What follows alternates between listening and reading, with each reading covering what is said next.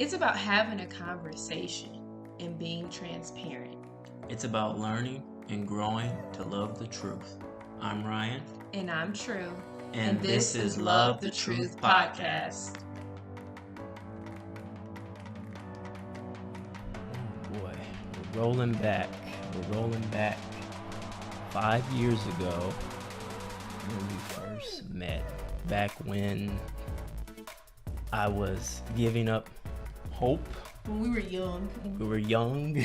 I feel like we're old now. Yeah. Like, and everybody, if people knew our age, they'd be like, y'all young. And I'm just like, nah, I don't feel that way. Yeah, so this was back when I was about 23 years old, and I gave up hope on looking for love, trying to find someone to marry. It was so hard. You gave up hope at 23? Well, it was just difficult through at least, my background on just meeting and dating and trying to even date. And that was even difficult for me. Yeah. Maybe because, I don't know, maybe because I was innocent, maybe because I was like too nice. Maybe, it's just all types of stuff that happens in the dating world. Like, well, at least for me, it was just... I hear crazy stories now, and I'm just like, I'm like, man. And I'm just the hopeless, what do you call it? The hopeless dreamer? No, I wouldn't call it hopeless dreamer. I'm like the hope dreamer. Yeah. I'm going to call it that. Yeah. And I'm like the person that just believes hope. I like when there's like, when it just looks like it's impossible, I'm like the person is like, no, believe it can happen. Yeah. Like it. And every friendship I've had, or I feel like we've had, I've always been that person trying to speak into those people's lives. Like, don't give up. Like, the right person's out there for you. You just have to. Yeah, it was a big maturity disconnect for me. And I would have people who were interested in me, and then I would say, okay, bet, let's go on a date. Let's do this and that. Mm-hmm. And then all of a sudden they just switch up. I'm assuming it was just too easy in their mindset, in the mindset that they had. It's like, oh, I thought it was going to be, that's funny, back and forth. Remember. And, just, I don't know, harder to get and playing the games was what was considered, I guess, cute. I don't know. It probably still is. But I mean, that's funny you told me that, because I remember you telling me that was your experience of like, people was just playing like hopscotch with you. It's like, one moment they want to like be in, and then the next moment they didn't really want to be in a relationship. Yeah. With me, it was like the complete opposite. Like, I felt like I actually didn't want to be in a relationship a lot of the times, but like, it was just like people would pursue me and like want to be in a relationship, and I knew, like, I just had that feeling in my spirit, like, because I gave my life to the Lord when I was young, so I always had like a awareness. I just had wisdom at a very young age, and I feel like there were things that I just knew, like when certain people would try to pursue me, I'm like, yeah, this is not gonna work. Like, I knew that in my mind. Yeah. For me, I was Christian, or I was saying I was. I didn't really have a true encounter, but the maturity that I was instilled with, with my family and all, I just knew, like, okay, I can pursue this person. I can go on a date with this person. I had a checklist. She looks cute. She looks the part. But it was like... But then she would just disappear. But the mature side, and I guess the mature side of it all is like, I know this won't last long. I know this will be a fun, probably sinful phase. Yeah, but when you went out with the person, did they actually want to stay in a relationship, or was it just no? Like, well, I mean, the way you told I me knew, was like, well, at least the date that I did have, or dates that I did have, it was just, okay, I'm out with this person. They like me. I like them. Heart emojis, all these emojis. But I knew at the end of the day, based off of my maturity and what I did stand on, it just wasn't going to work. So maybe it was the same exact experience for us, because from my interpretation of how I processed it, when you would tell me these stories, you would always make it seem like you would try to chase somebody, but they would never. Yeah, it was that they too. Would never it was want that. to It was that as well. It was even mostly talk to that you. than the people who gave me. The point I was gonna make about that is I feel like that was God's way of protecting you. It was. Because it was like God was saying, I know that you maybe haven't gotten to this place of understanding yet, and I know these people aren't the right people for you. Yeah, and he knows if it would have been, if I would have dived in and we would have been back and forth, something would have slipped and we could have just fell into sin and we would have just been fornicating or just whatever. It would have just been a mess, and God knows that. So, yeah. I mean, I have so many. But during the time, during that period when I said enough was enough, had a broken heart, we all go through that. And it was different because I know people go through a broken heart and I would cope friends going through a broken heart. But when I see them go, get a broken heart back to back to back to back. And then I was like, okay, I finally got my heart broken. I'm like, Lord, I never want to feel like this again. It got to the point where it was like I would message people or females that liked me, that I was just friends with, and say, hey, I just want you to know, like, I'm sorry. I was just like, because I know how that, I was just, soft heart. Yeah, I was like, man, this sucks. Is that how she felt when when I rejected her? Is that how that person felt? I was just like, I never want to feel like that again. And I don't know how people go back to back and deal. Like it only took one heartbreak for me, like a true heartbreak where it's just like, okay, I just want to pursue God. I don't want to feel like this again. And that's kind of how God started doing surgery on me. And so how, going back to how we met when our hearts were in a place where me and Tru, we just wanted to know God. Before you share that part, I kind of want to go back to a point that you made when you said, like, everybody kind of goes through heartbreak. Yeah. I feel like, but I think maybe everybody goes through heartbreak in a different way. Because for me, when you would always share that with me, I never experienced that. Like, I never experienced it to the extent where, like, I was just so brokenhearted over somebody.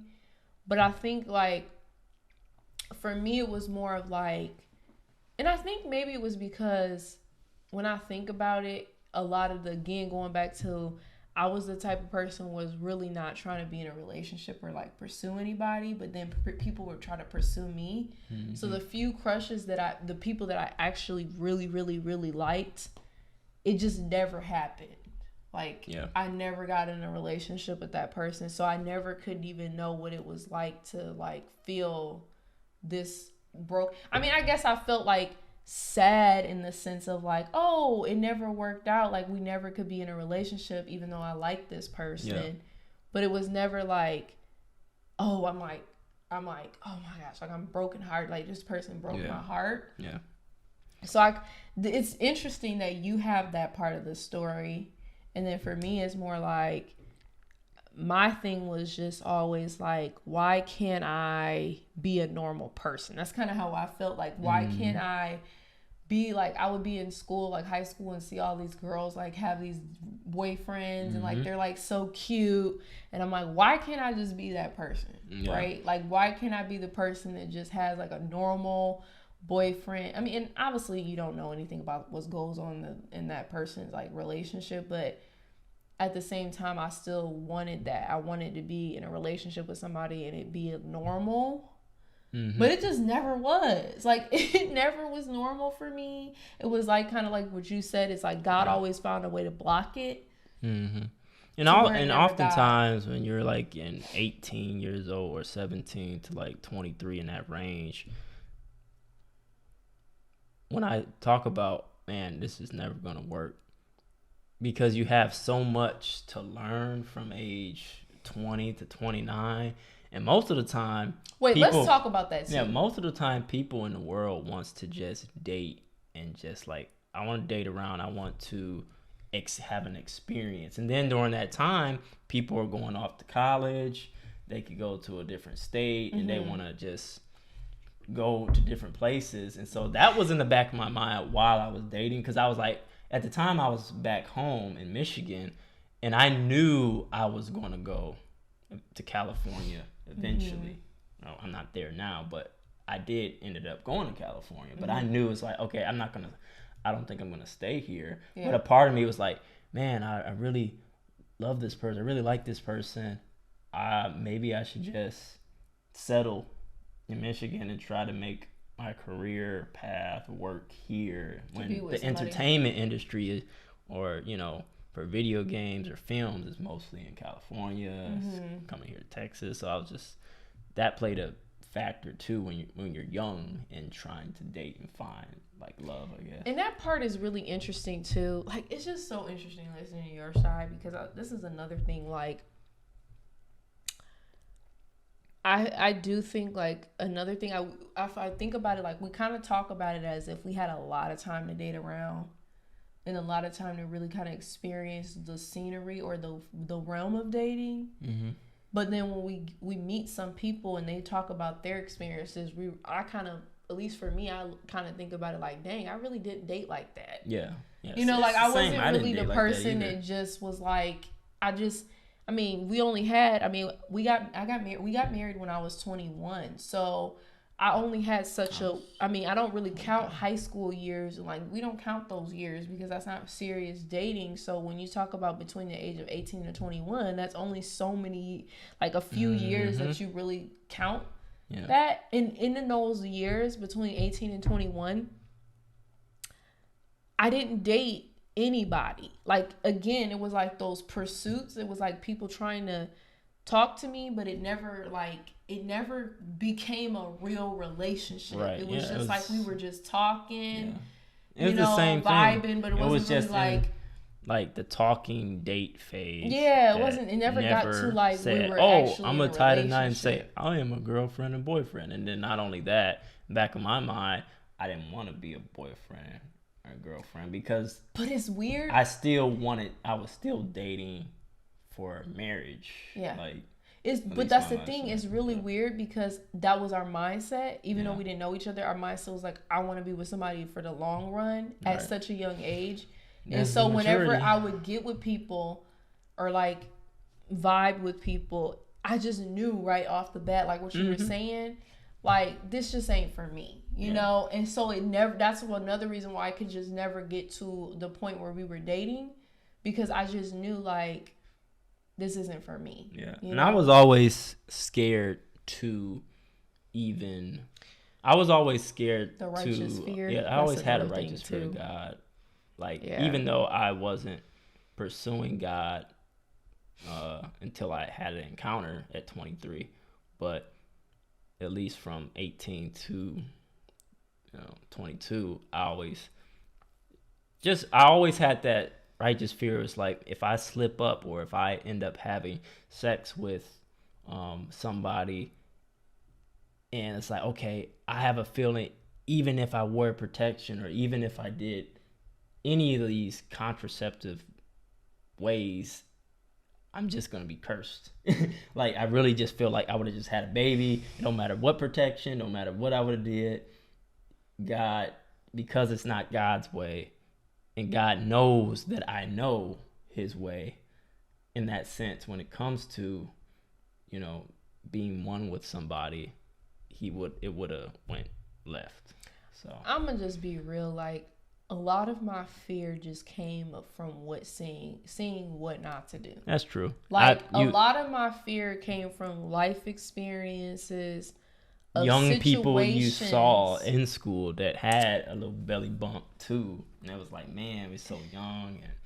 And it was that, but for me, it was like firsthand, like, even family, like, just like, not, putting people down, but that was the reality for my mom, the reality for just a lot of the world that I was in. And so because of that, I knew what I didn't want. Like, I didn't really know, like, I didn't have a full understanding of, like, relationships and marriage at that age, but I knew enough to know, like, this is what I don't want. Because so that's where the righteous fear came in for me, was just like, I don't want to be pregnant and then have to take care of this baby all by myself. Yeah. And I was like, I don't want to make someone pregnant and they end up not vibing with me and they want to leave me because I would stay for the long run, but it's like I don't want to have a split family where it's like I have to pay child support and visit. And I didn't want to deal with any of that because I knew that I had to go to California for at least following my dreams and whatnot. But yeah. But moving forward on how we met, we were both in a place where we were seeking God, and it was like we were going through a phase where it's like I don't want to have anything to do with dating. We just wanted to, or at least for me, I just wanted to seek God. And I ended up flying out to California. It was tough because I had a heartbreak. My dad passed from cancer. And like 2 weeks after that, I moved out and I flew out to California, got my first apartment, no family out there. So God really broke me down where when looking back, he performed surgery and was just getting me to have a true encounter with him. A lot of times we have to go through the fire and be broken down in order to really experience God. That's why I always say like, oh, I always went to church, but I wouldn't say I wasn't really truly in a relationship with God till I was 23 and flew out to California. So every day after work, I would just, it would be me, myself, and God, go to work, go home, and just read the Bible. And so when I wasn't looking for a spouse, that's when God presented, a spouse. And so through my heartbreak, I remember saying, Lord, who is she? Who could she be? I did everything. I was trying to do it on my own strength. So I did everything I could. I did the flowers. I did the beach. I did all, we went here and there. And it's like, I don't want to do all that over. And like, who could this person be? And so as I just pursued God, he started revealing the whole situation through the Bible and stories in the Bible. It's like, oh, I can relate to that. So I had to go through all that just so I could have relatability, and it just confirmed the Bible that much more. And through that, I'll let you say your part.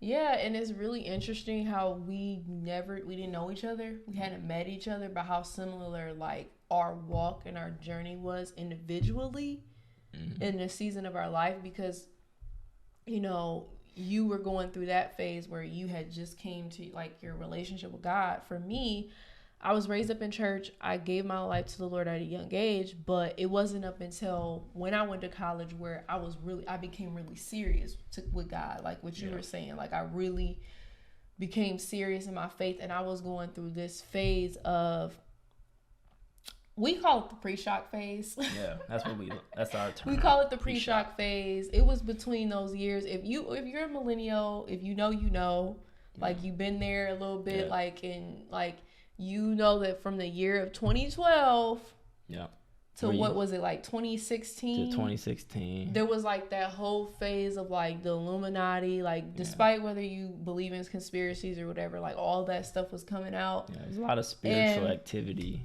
And like since I knew God at a young age, and I knew things, I could really understand some of the things. Even though I didn't agree with everything, I did see things happening before my eyes, and I feel like that was when the Bible really came alive for me.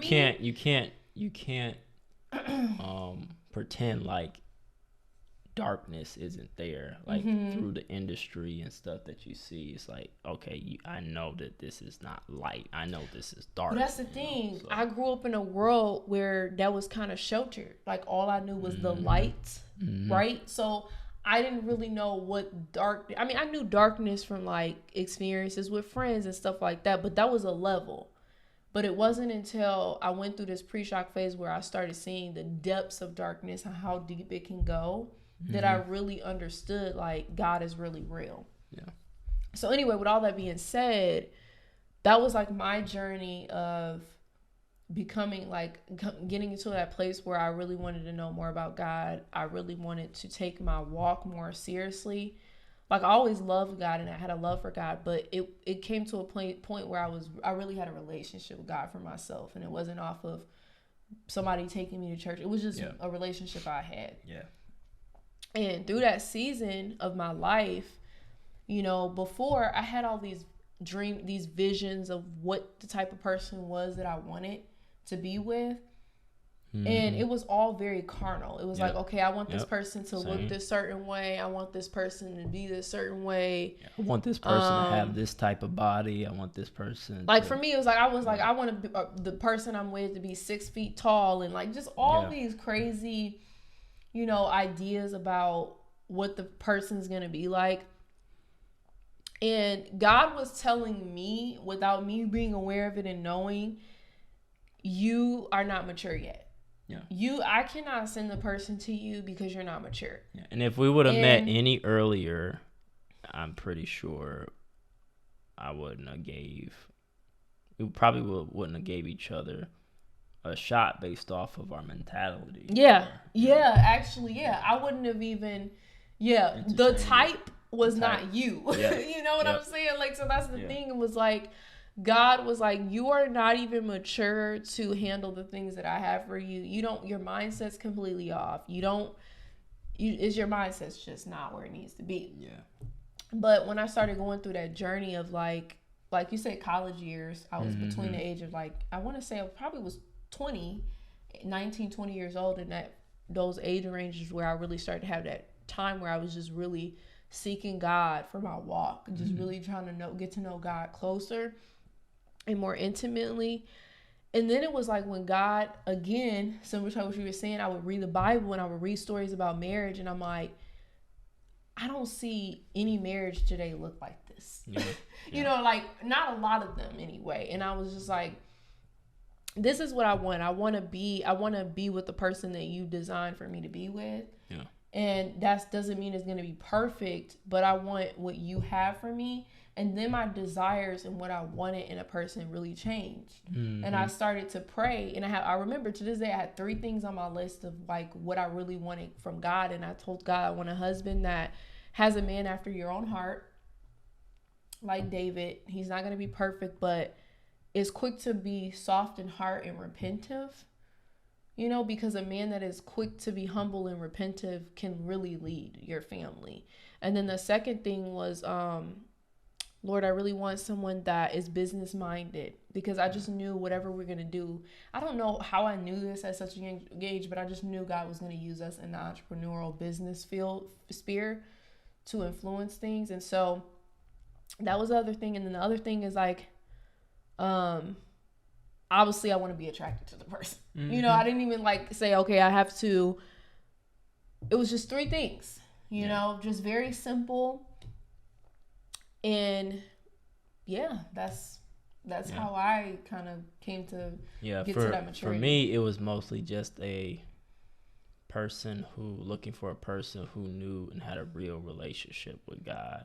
And I, of course, have to be attracted to the person. But it was really just that person having a relationship, because if I knew like if that person had a relationship, I wouldn't have to look behind my back, or I wouldn't have to sneak around or find out, hey, you know, what are you doing, or who are you talking to?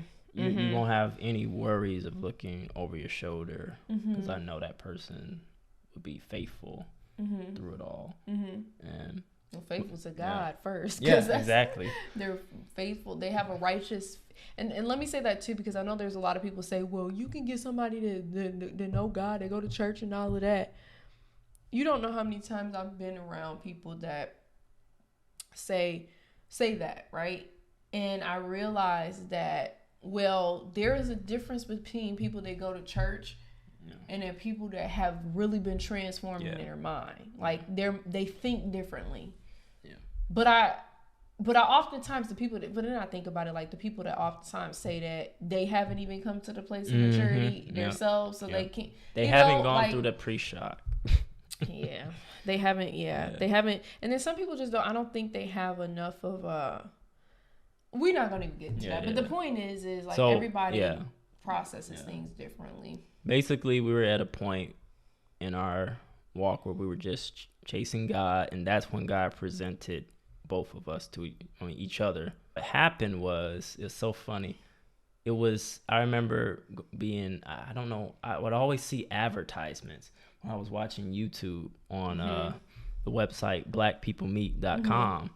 And I was in California, I was chilling. I was like, man, I keep seeing this website. And no, I was back home. And so I gave it a shot. I was like, let me log on. I never did online dating. I mean, I know I had the Tinder app at the time, which was cool. Now they got swiping right. Yeah, I was swiping left and right, and so, but I knew it was just like, oh, that's she's funny. Cute. Have the checklist. I know it's not gonna last long. I know it's just gonna be, a mistake, and it's not, it's just lust or just a fix. And so, when I made an account on Black People Meet, I made my profile, and I just weeded out every type of female that probably I feel like we could teach a whole class on how to help people find people through online so dating. I weeded everybody out by changing my summary to, I'm just a nobody trying to tell everybody about somebody that can save anybody. And that's a saying. I'm sure you heard the saying. It's very popular now. It weeds out every tear in the field. It really does. And so there would be people who would say, oh wow, really, what drew me was your summary, and that's great and all, but I wasn't attracted to the person. Like, what were you not attracted to? You gotta be but specific. So I remember the person who reached out to me and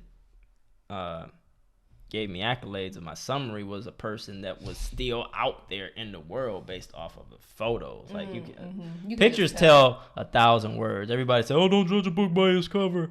But when no, you could tell a whole person on the Instagram, you could say, words. "Oh, if you at a club," and I'm pretty sure that you can tell a lot. You don't know everybody's life. A person. You don't know their whole life, but that picture really does share 1,000 words. Yeah, it can tell a lot about a person, like your values, your morals. What do you value? That doesn't mean the person isn't nice or kind. But it doesn't mean they're not a good person to like the world standards, but it's still like for a biblical believing person, it still shows a lot of like the character of what this person believes in and what they associate to.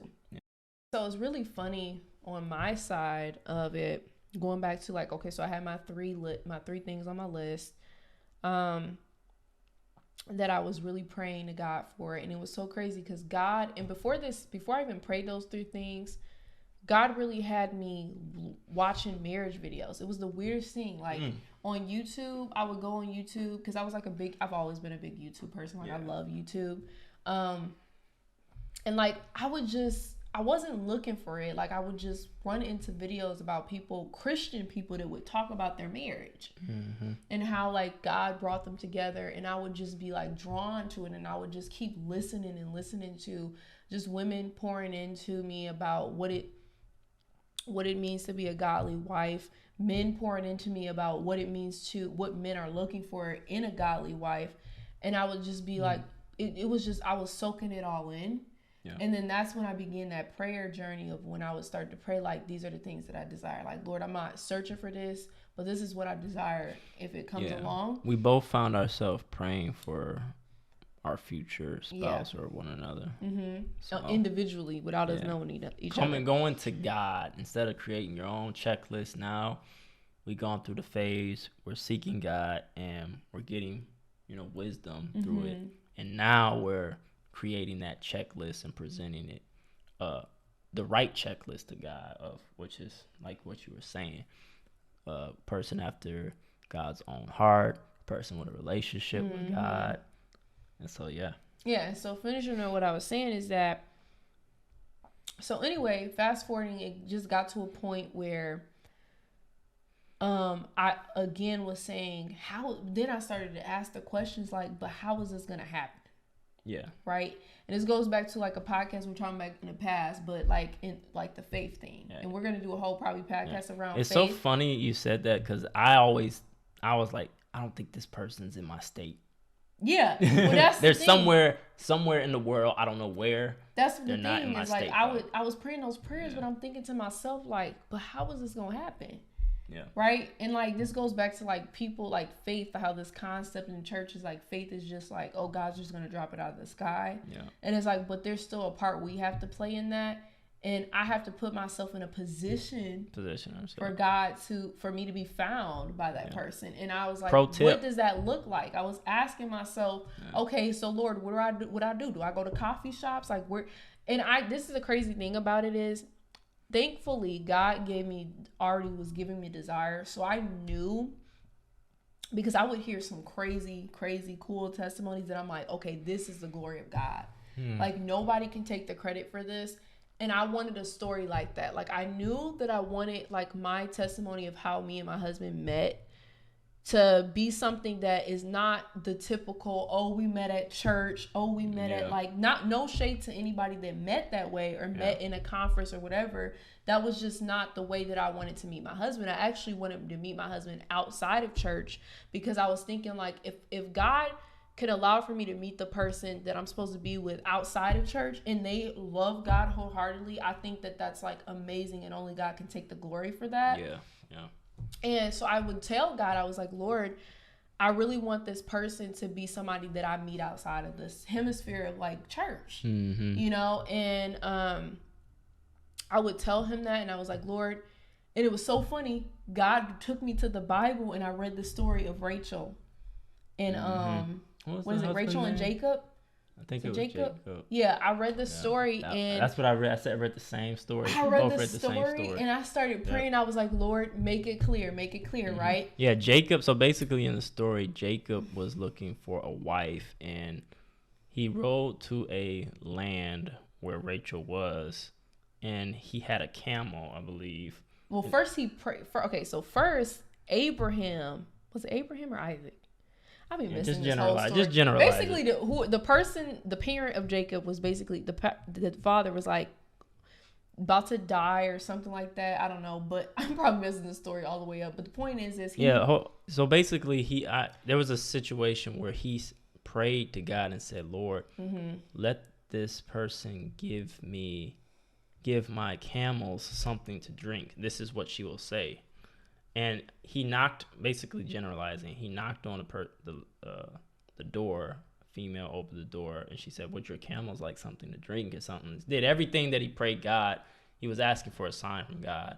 And it happened. Everything he prayed happened in the way that he wanted. So basically he was saying, I'm going to go to this land.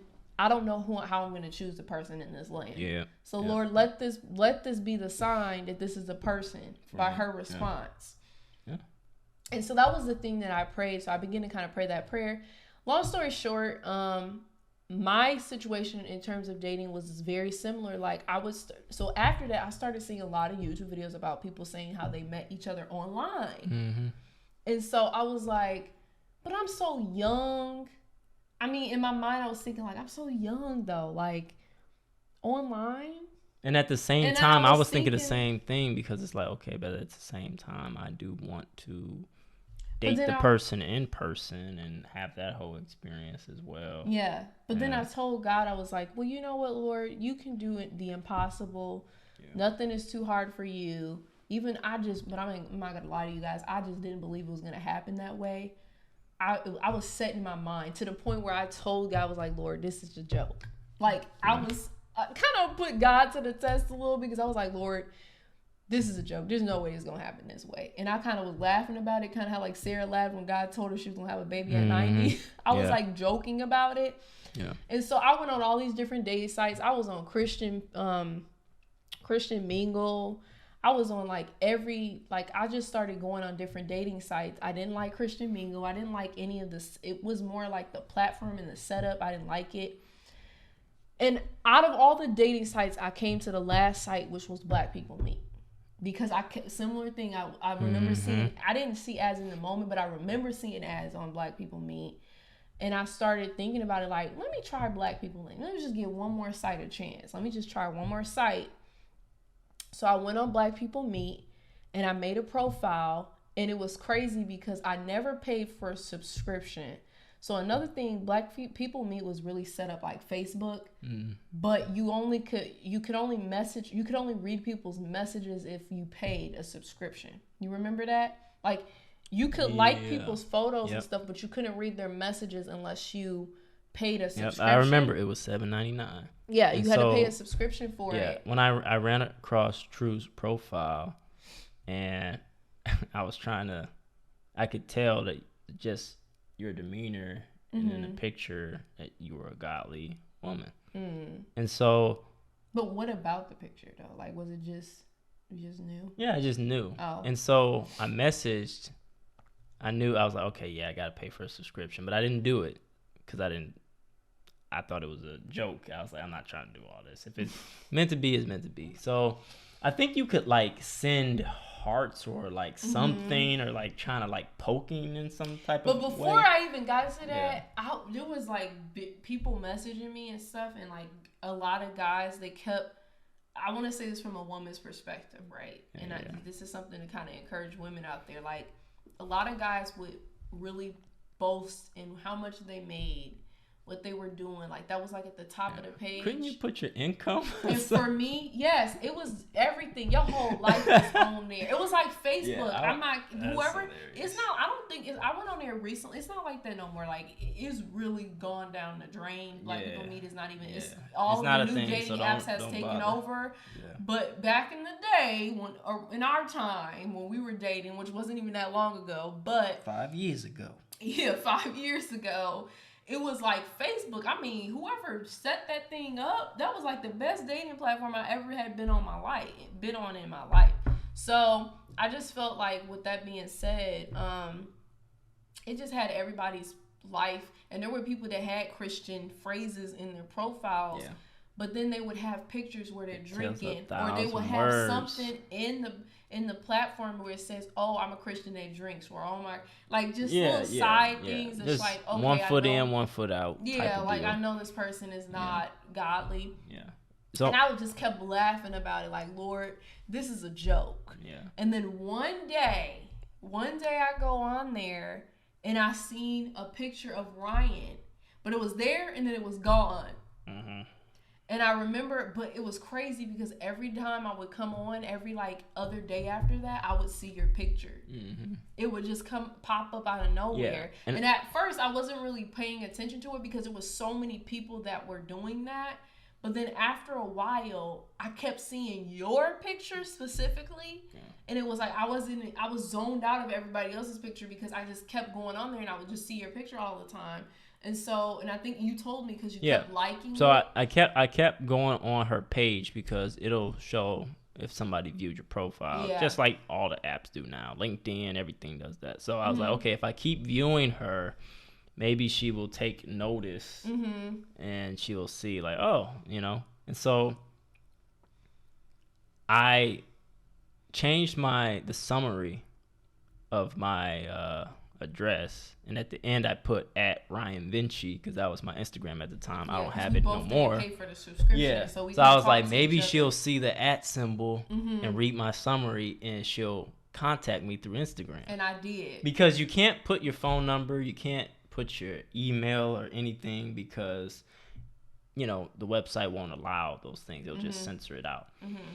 Yeah, and so she ended up messaging me on Instagram, and my plan worked.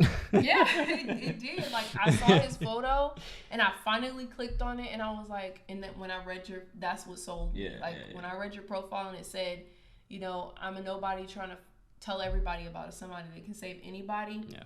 It seems so like everybody knows that phrase now, but back then it was not a popular phrase. And so when you said that, it just really stood out to me, because it made me realize the humility that you had, and that you didn't care about being on a platform and looking a certain way. You just cared about the person really getting to know who you are as a person, like your what you believe in.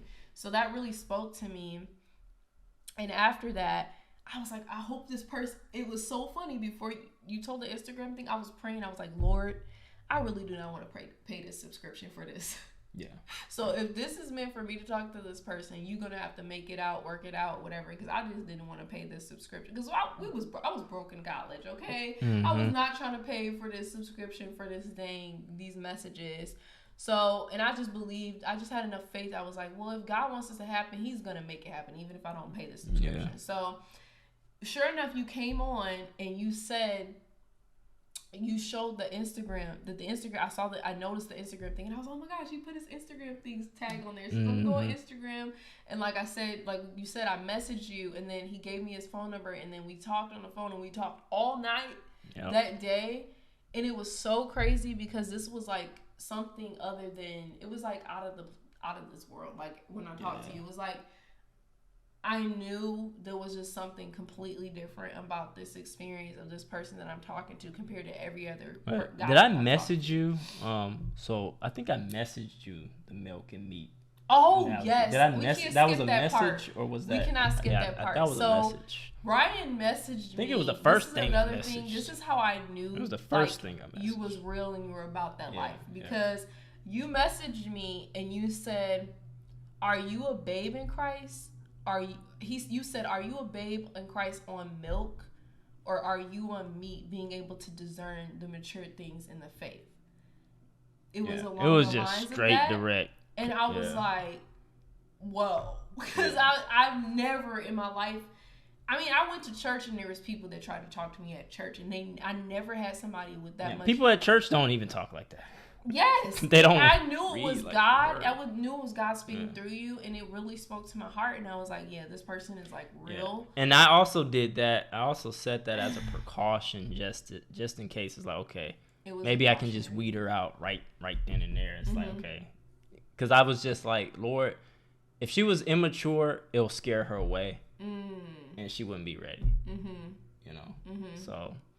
Yeah, and it just really spoke to me, and as soon as he did that, I was like, I looked up the verse, I looked up the scripture about Paul talking about being mature in the faith, and I said, yeah, I'm able to discern between, you know, my goal is to have enough faith to walk in a faith where I'm able to discern between meat, and I think I put on there that the Bible says that a person that's able to discern meat is able to they don't need somebody to teach them the word. They're able to get the word for themselves. Yeah. And immediately you gave me, because that's another thing. He didn't give me his phone number right away. Yeah. He wanted me to answer the question. Yeah. Right? So looking back on it, it was really out God. There just like hinting at that. You did not just give me your phone number. Like you were very serious about the way that you were entrusted on how to pick a person that God is, chosen, made for you to pick. You weren't careless with who you picked. Yeah. And that showed, like, because you're like, oh, she gave a crazy answer, I'm not going to keep talking to her. I'm not giving her my phone number. Yeah. So that really spoke to me. And then he gave me his number. And then after that, we were just talking on the phone, like, the whole night. And I just knew, I was like, yeah, there is definitely something different about this person. I didn't say like this is my husband. But I had that thought in my mind, like this could be my husband. Like this is, I just day one I knew like it. Yeah. But like I never said that to him, but I'm thinking that in my mind, like this is crazy. Yeah. So, but day one for me, after we got off the phone talking as if we knew each other forever, I was like, oh, and God just dropped it in my spirit. And I got really jealous because Ryan was still in the pool, okay? He was still looking around. Like, well, yeah, because I wasn't so jealous. I remember you would tell me stories, like, when we were talking. Yeah. Like, I talked to this one person, and I'm, like, thinking to myself, like, you talking to people? I'm the only one for you. Why are you still talking to people? I mean, because it's like you're just... But I understand, like, where you were It was such a new experience for both of us. It was just like, okay. Like, maybe I missed the mark, Lord. Like maybe she ain't the one. I don't know. But we didn't talk every single day. Eventually we did. Yeah. But it was like, okay, just so I don't, get caught up in one. Like, it was it was none of that. Like, I just wanted to, like, throw that out there. I'm just being funny. Like, it was one of those things where I would, like, get jealous. Because the other person I was telling you about, it was just like, oh. I knew, like, I was because we still, weren't dating, we were just talking, and I was trying to still, get to and know even one though another. I was still growing and reading the word, I still had that carnality in my mind that I had that was wavering, but it was shredding off. So eventually it just faded off, but like it didn't matter if I tried talking to that or that one person. It was just, I remember I FaceTimed the person and it was just like babies in the background crying. I'm just like,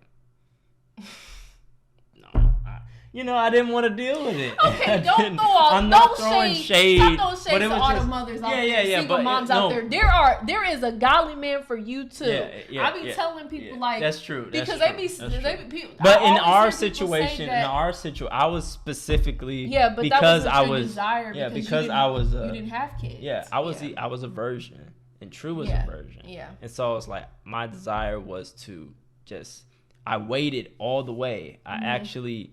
It's the one area that I struggle with the most. We both did. Yeah, we and struggle with the most. That's a part of the testimony we didn't really share, so we kind of left that part out. So I'll throw that in there too. Like, we both different stories was exposed to pornography and things at a young age that we really shouldn't have been exposed to, but God allowed it to happen, and so that was both of our experience and our struggle. We both heavily struggle with pornography. We both heavily struggle. I mean, with Bible talks all about that you still commit adultery doing that. Yeah, it's a sin. It's still a sin. So that was the thing is like we had that was a sin area that we really struggled in, and we had to really rely on God to help us. And there were days where we needed deliverance from it, because there would be days that we would do good, and then were days where we would slip and fall. Mm-hmm.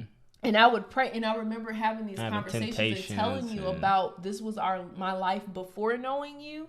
Yeah. And like, it was crazy because, when I would pray, I knew God wanted me to be married, because God didn't want me to be continually in this sin of just doing this, because sexual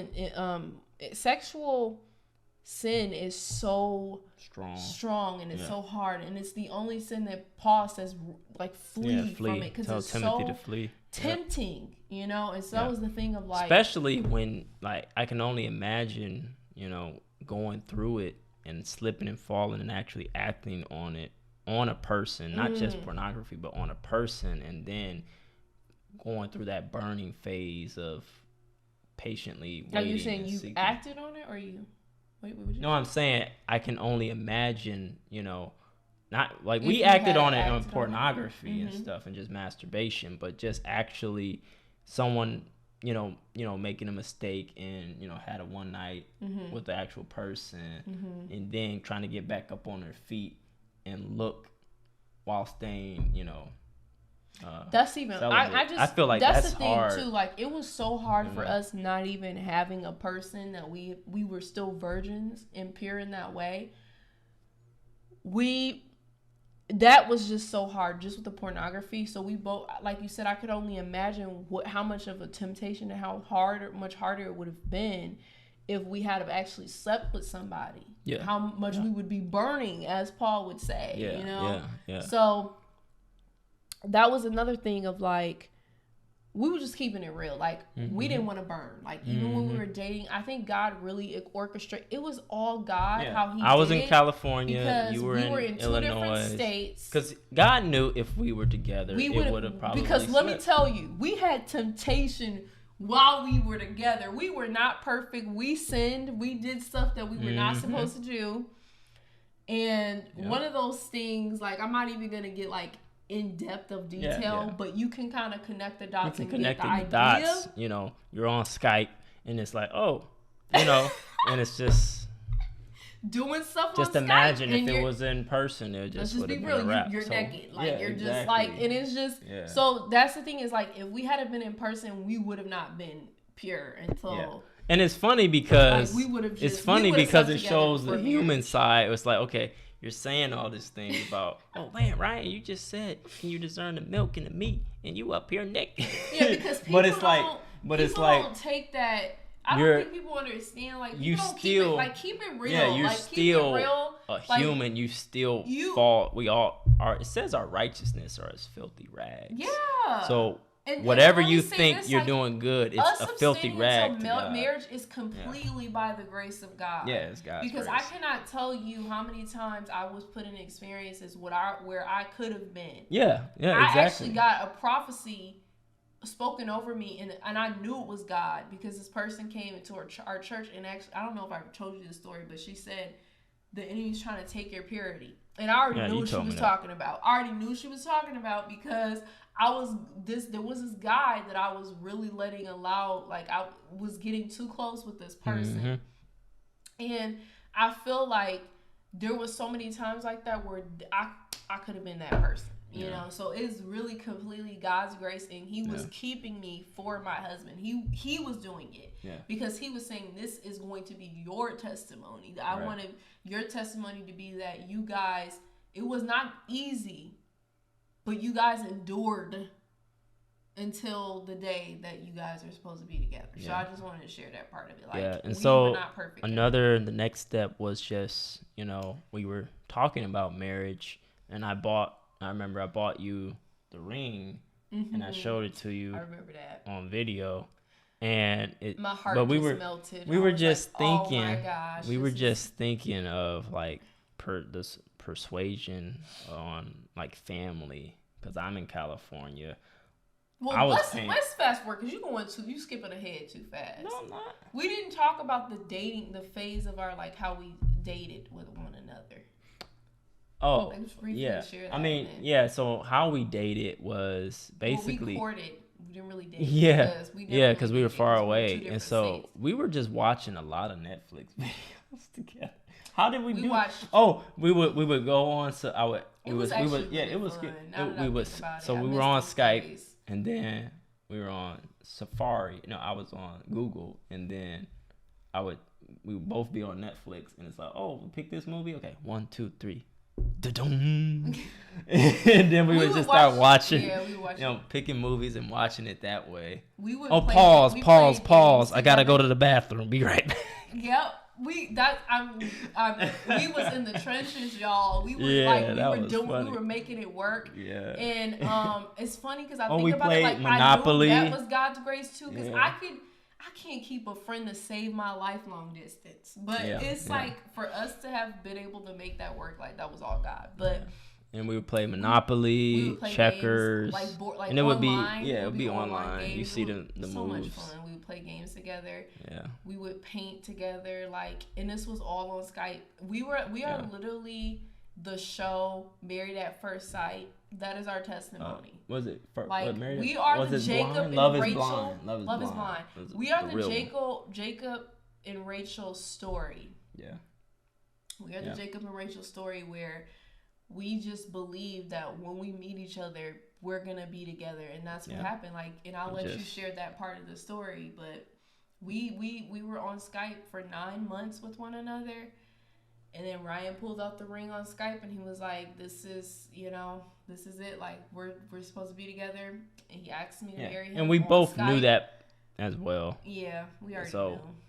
It was by that easy peasy. And then you were like, yeah, let's meet up and I'll let you tell us. Yeah, so I was in California, and we had it where Tru flew out. Well, at first I was trying to plan a wedding. But I was like, but it was just we were just like, we knew that, okay, this is such a God thing that our families wouldn't get. Well, let me say this first before you say that. I was trying to plan it, so I never wanted a big wedding. That's the thing. I never wanted a big wedding. I was never one of those people that was like, oh, I want to have all these people at my wedding. I was just never that person. So I wanted to be. It got narrow and narrower because we were trying to plan a wedding at first, and it was just like it got smaller and smaller. Yeah, we were even picking out colors. Think about it, like, I really don't want to tell nobody about this because because I was just really we started to have those conversations about, like, how are we going to tell people this? Yeah. Like, nobody's going to be able to process this in their mind because at the time I couldn't even really process it. So we came to the conclusion, don't put God in a box, because we were God was even just showing us, like, don't put me in a box. I can do anything. And so we know that people see, like, your mom and your family see you getting married to a specific type of person. It's going to be just like this and that. And then they realize if they don't go that way, they end up trying to take control over it all, or discourage you. And I think that's the thing, like, for me on my side with my family, like, I was like, there's no way they're gonna be able to process this. Like, still to this day, my family was like, you didn't tell nobody. Still there's days where, like, nobody, because I can't say that nobody knew, because our families knew about one another. Like, my family, I had family members that knew about you. You had family members. Yeah, I tell my mom about you. Yeah, about me, but it wasn't like, they didn't know how the seriousness or the extent of how it was. Yeah. So, yeah. Okay. And also, I think, again, like, so with the whole marriage thing, our decision to just not end up having a wedding. Yeah, so we ended up getting eloped, and we just didn't want to go through the hassle of getting people from two different states together. And then at the time, you were going through school, and all my money was going towards the apartment in California, because it was such an expensive area where I worked, where my job was. Your career. Yeah.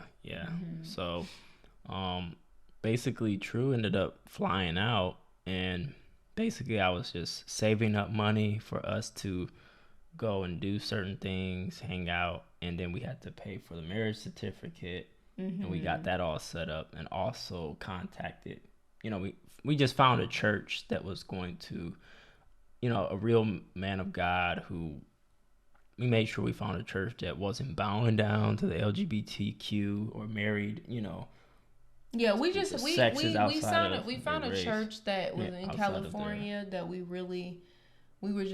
kind of looked around and was like, oh, we really want a pastor to marry us. Because most pastors out there were marrying women with women and male with male, and they were just compromising. Yeah, so we just had to find the right one. I remember that now. You're right. There was situations where you're like, this person came. So we just really wanted, because everybody can be a minister, a licensed minister to marry people these days. So we really wanted a legitimate pastor, with a good church of good values. Like, if we lived in California, this would be the church we would go to, type of vibe. Yeah. And we just was really blessed to find the pastor. Shout out to Justin if he ever watches this video. But he was just a great pastor. We really loved the church, the congregation, and just reminded me so much of the church I grew up in. And we had a great experience with him and Mary, and he was just really down to earth, and he's like, yeah, sure, I definitely would. Because he'd never met us, and so some people that could be off-putting, but he was just very down to earth, and he was like, yeah. And he even had a little session. I really appreciated that before we even got married. He did have a session with us before, and we talked about, I don't even want to say it's counseling, but it was remember that we had that session? We came to church. Yeah, I think it was a video or something. Yeah, but remember we came to service and everything and visited the service. Oh yeah. So that was really nice. We didn't just go and get married. We came to the service. All that, and we had we went to Bible study, and so it was just very special, a special time of fellowship with another believer in Christ and his family. Yeah, and that's basically how we tied the knot, and it was pretty tough when you had to fly back home. I think it would be dope, if we ever, Lord willing, I don't know if I told you this. Yeah, you want to fly back out there to the same spot. It'll be fun to do our vow renewal in the same place, and remake it, redo it again, and get photos and have the vibe that we wanted to get. So that would be so much fun. And then another thing, again, pointing off to what Ryan was saying, also the finances, it just made it seem that more a relief. When we decided to do it the way that we did it, because we were thinking weddings are expensive, And like, sure, families can pitch in and all that, but still, it's ultimately more debt. Yeah, people that you spend have to think about buying a car for a wedding just to say I do. Which, well, we never was gonna do that because Yeah. we not the type of people that's Yeah, just gonna spend that type of money. But Yeah. it still would have been a cost that we would have had to think about paying for at the. It would have just been another extra added cost on top of the stuff that we already had to think about in terms of finances. Yep. So I liked the way that we did it, and I think it was very special and intimate because it was just me, you, and the pastor and God, and we were like on the water, and it was very special, and I'll never forget it. Yeah.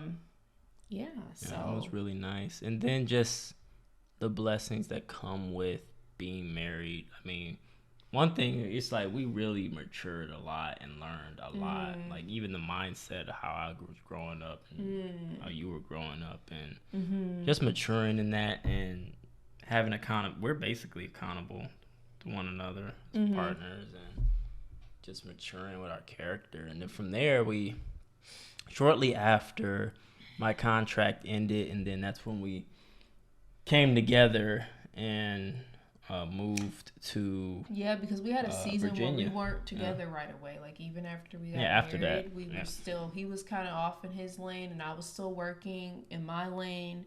We were still in 2 different states.